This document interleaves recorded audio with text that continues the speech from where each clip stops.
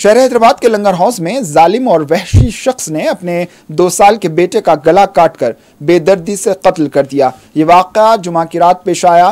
फौरी तौर पर मिली इत्तलात के मुताबिक 2 साला इस्माइल का उसके बाप गाजी मोहम्मद हसीब ने तेज धार हथियार से अपने घर में बेटे इस्माइल का गला काटकर उसका कत्ल कर दिया और उसके बाद वहां से फरार हो गया। पुलिस ने बच्चे की लाश को पोस्टमार्टम के लिए मुर्दाखाने में महफूज करवा दिया और मुख्तलिफ जावियों से इस वाक़े की तहकीकात शुरू कर दी है।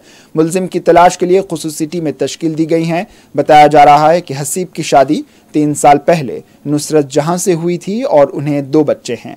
नुसरत के रिश्तेदारों के मुताबिक 2 साला इस्माइल बुखार से मुतासिर था और जब शाम में वो रो रहा था, हसीब गली में लेकर उसे टहलने लगा। फिर वो इसे मकान की पहली मंजिल पर ले गया, लेकिन अचानक चीखो पुकार की आवाज़ आई। हसीब पाँव धोकर घर से बाहर निकल गया। जब घर वालों ने उससे दरियाफ्त किया तो उसने कहा कि वो ऊपर खेल रहा है। जब नुसरत ऊपर गई तो उनके लख्त जिगर का गला कटा हुआ था। हसीब के खिलाफ उनकी अहलिया ने हरासानी की शिकायत भी दर्ज कराई थी। ये भी कहा जा रहा है कि मुलजिम हसीब का दिमागी तवाज़ुन ठीक नहीं है। पुलिस ने केस दर्ज किया है और इसकी तहकीकात शुरू कर दी है।